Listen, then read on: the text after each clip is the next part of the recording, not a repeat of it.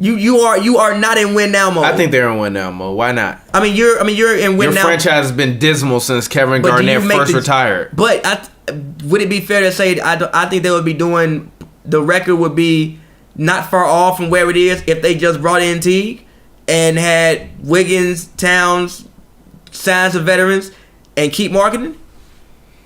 I'm not angry at that, but if you're Tibbs, and the Wolves, you're number one, you're in win now mode. And I don't know how the fuck this shifted to a conversation about the Wolves, but actually let me mark that down. But if you're Tibbs right now, you're currently in win now mode. Why wouldn't you be in win now mode? If you're Tibbs right now, look, I got a bunch of young guys. They're all skilled. They're all very young. But there's no reason why we can't be good. They're 11-8 right now, and Karl Anthony Towns is probably one of the worst defensive players in the NBA. Yeah. So your center, who is supposed to be the anchor of your defense, is one of the worst players in the NBA. So if you're Tibbs, yes, why are we trying to win now? I get it. Why? Like, literally, why are we not trying to win now? Whose feelings are we trying to preserve? Why are we not trying to win now? So I get it with the marketing thing, but if you have marketing there in the playoffs, how is marketing going to really help you? What is marketing? Last year, how is Jimmy gonna really help you? What is marketing gonna do? Judging off last season, how the fuck is Jimmy gonna really help you? Judging off last season, because it was Jimmy, D Wade, and Rondo. Like you said, there was no shooting on that team. Jimmy, D Wade, Rondo, Taj Gibson, and Robin Lopez. Who the fuck can shoot? Listen. I think because of the players you have and the talent you have on the roster, if you still go out and get a Taj, you go out and get a Jamal, you go out and get a Jeff Teague, you're still, and name somebody else because you can just insert them in there. You're still in win now mode. But I feel like Jimmy accelerates your win now mode and maybe shaves off your back end by like 2 years. In 2023, you might be looking for a fucking marketing that you already had if you wouldn't have made the trade. You would still, I'm saying, if you still make the same moves but don't go get Jimmy, I still think you're just about as good. You may drop a couple seats in the playoffs, you still gonna be in the playoffs. Jimmy was a draft night trade, right? Yes. Your fan base is still gonna be exciting. Even if you go out and get Dennis Smith, you can go out and get a Dennis Smith. I don't want to see Dennis Smith on this team.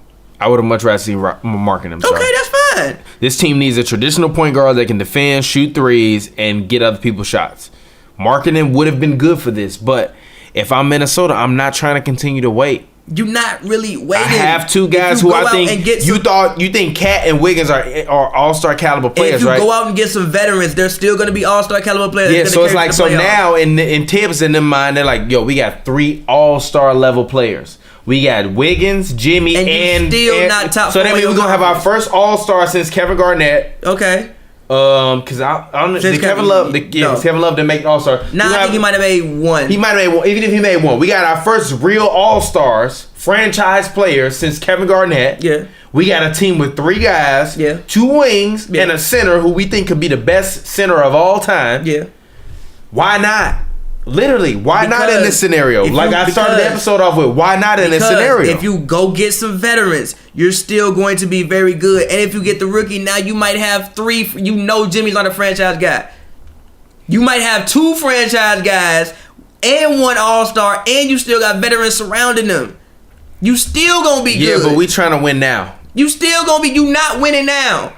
You don't know that for a fact. You not beating Houston. You not beating San Antonio. You not beating the Warriors. Even if somebody get hurt with the Warriors. This Minnesota team, I think, could probably take out Houston. No. They could probably take out Portland. They could probably take out Denver. They could probably take out New Orleans. They could probably take out OKC. I don't know about New Orleans. They'll probably take out the Jazz, the Lakers, the Grizzlies, the Clippers. The only team that I don't really see this OKC team having a chance against are the Warriors. And then if you want to put the Rockets at number 2, I'm cool with that. And the Spurs, because I believe in Pop.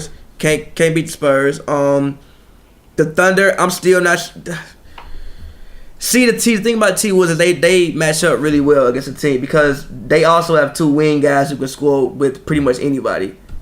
Like Jimmy and Wiggins can score with, even though Jimmy's not as good of a scorer as Paul George, he defends, I would think, better than Paul George to make it cancel out.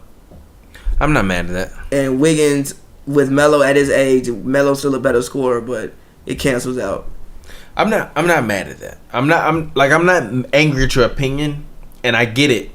But I still feel like if you're Tibbs and you're running this organization, Tibbs, but that's why like Flip Saunders just died. I'm coming in. I'm taking over. But like look, we need a whole new shit. But that's why I don't think that's why I don't think most coaches deserve to have general manager, because they don't know what the fuck they doing. I don't necessarily. And they think like too right now, because again, I feel like they think too right now. Sometimes you have to think right now, but also have foresight. Like Danny Ainge did the best job of a rebuild I've ever seen in my life. They were still competitive throughout the entire rebuild. He also got lucky and got a bunch of fucking terrible trades on his behalf. That wasn't lucky. That's good GMing. It's good GMing. Don't call that lucky? No, it's lucky. How? That's good GMing. That's good fucking GMing. Good general managing. That's what you want to do. Like me in my fantasy league. I'm coming back. It's like if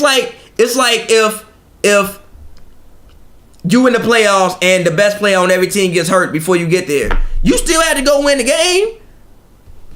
That's good GMing. You could have not picked up the phone and made the damn trade. You could have went out there and played like shit. True. Even with IT, you flip IT for Kyrie. Good fucking general managing. The thing came up, but look. Gee, they flip IT like he was a fucking like a redone house. But look. Give Danny Ainge credit, because again, that Jimmy deal was floating around there. He was like, nah, that's not the one. I don't know if I want to give up the Nets pick and all that stuff as Jimmy. I feel like there's going to be a better trade in the future. Yeah, I thought Jimmy should have went. And look, he got a better trade in the future. That's good fucking general managing. Instead of Tibbs, you might have got a completely better trade in the future. Honestly, though,